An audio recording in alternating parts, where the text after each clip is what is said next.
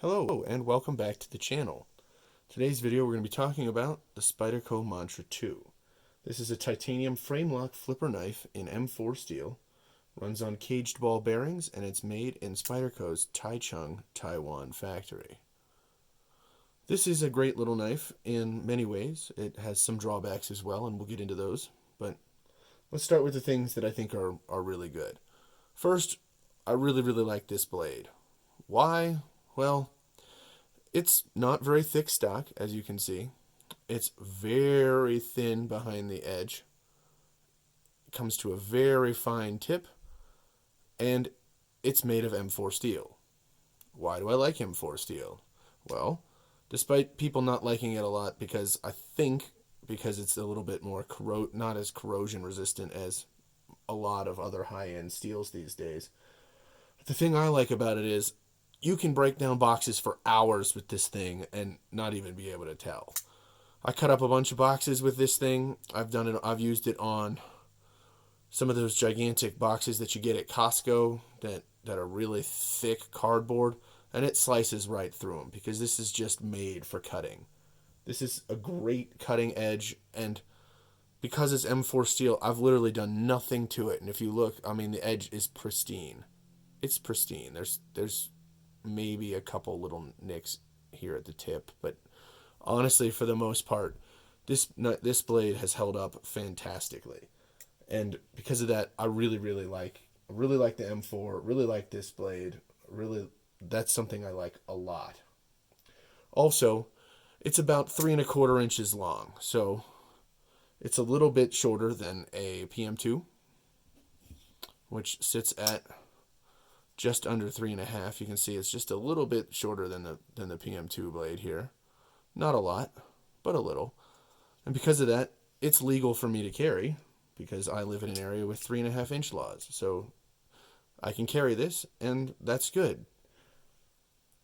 Also, I really like the weight of this. Now, it's not Benchmade bug out light, which is I think at like 1.8 ounces. But as you'll see when we get out the scale here, this is 2.8 ounces versus something like the PM2, which is 3.8 ounces. So it's pretty light.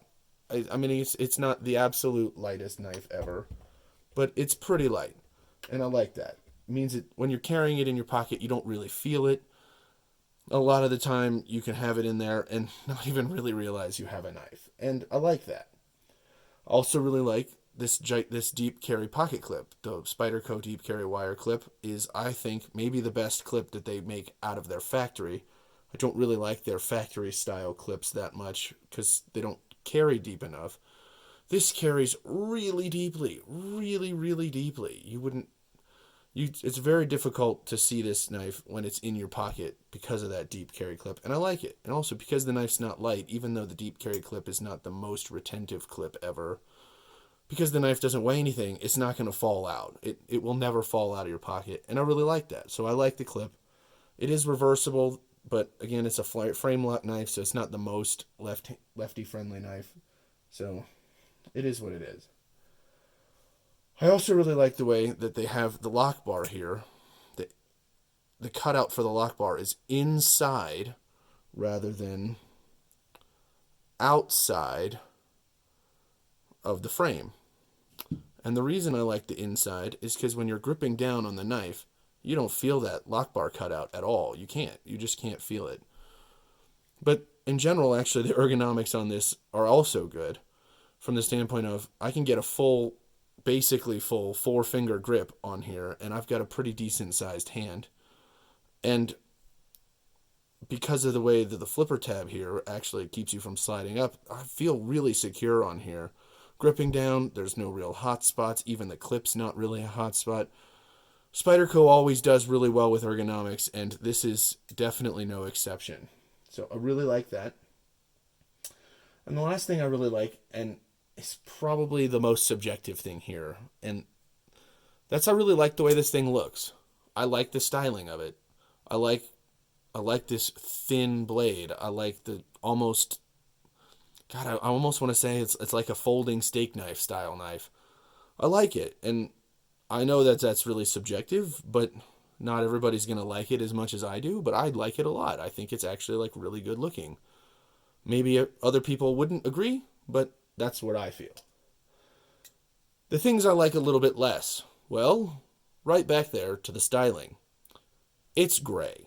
It's just gray. There's no color anywhere. So you get some silvery standoffs and a silvery lanyard tube, which I'll address again in a second. So it's a nice silver pocket clip. You get failed flip. You get a nice silver blade and you get a nice gray titanium handle. It's very, very bland, very plain. It's not my favorite in that regard.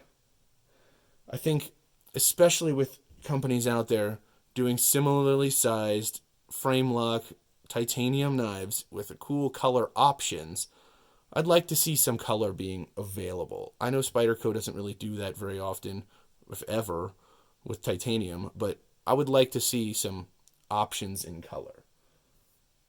The next thing I really don't like, well, not really don't like, but I'm just not quite a big fan of, is actually the lanyard hole. I know some people like lanyards. I'm not one of those people. The thing I don't like about this lanyard hole isn't the size, because it's actually relatively small. I don't feel like it affects the handle shape of the knife at all. I don't feel like it's part of any problems with the knife. The thing I don't like about it is it doesn't feel like it makes sense here. This is a knife designed to be carried deeply in your pocket, kind of in like a discreet manner. And yet, you would put a lanyard on it that then sticks out of your pocket and gives away that you have a knife? I mean, I don't know. I just don't think it doesn't feel like it makes sense, and I don't understand why it's necessary. Especially since it's just another piece of silver metal. That's just maybe my particular hatred for lanyard holes, but that's just where I'm at. I'm not a big fan of that. Now for things that I really, really, really, really don't like. The action on this is unacceptable. First off, it's a push button only flipper. You can push it and it'll fire, I want to say, 19 times out of 20. Every now and then you will miss a flip with a push button action. However, you can't light switch flip this. Like, there you go. You'll get it once, 1 in 10, maybe, at best. The action's not great. It's the close action. You can eventually get it to close. But just for comparison, for another frame lock flipper titanium knife, I mean, that's super smooth, small blades, so they're really relatively comparable in that regard. And this is not a smooth action. I've tried everything, by the way, too. I've cleaned this thing out. I've run it on grease. I've run it on heavy lubes. I've run it on thinner lube. And honestly, I've run it dry. I've tried everything, and nothing seems to really make a difference here. This knife is just not the smoothest action. And I think a big part of it is those bearings are not the smoothest bearings, but also I don't think the detent strength is strong enough. I've heard from other people before that Spyderco's detent strength on their flipper knives can be a little bit weak. And this one definitely is. It's why you can't light switch flip it. It's why you can occasionally miss a regular push button flip.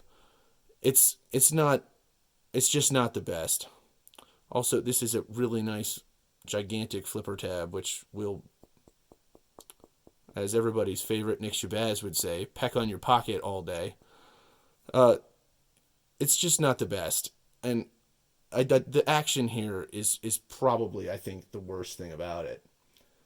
The next thing I really don't like is the lock stick. This, I don't know if you can hear this, but has substantial lock stick. And it has had that substantial lock stick the entire time I've had this knife. I've flipped this thing over 1,000 times, and it just won't go away. The lock stick is still there, and I don't really want to have to take any sort of like sharpening stone or anything to try to like file down the lock bar insert at all. I mean, I wanted to like that. I wanted that to work itself out, but it just hasn't. And so I'm not a fan of the fact that this thing still has lock stick.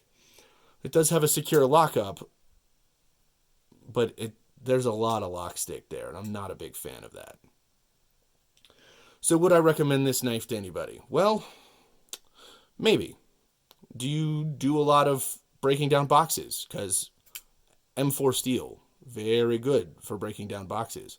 Thin profile, very good for breaking down boxes. It's lightweight, very easy to carry with you everywhere you go. So if you do stuff like a lot of breaking down boxes, or if you're planning on doing a lot of food prep, because this will slice through an apple like nobody's business, this is actually not maybe a bad knife for you.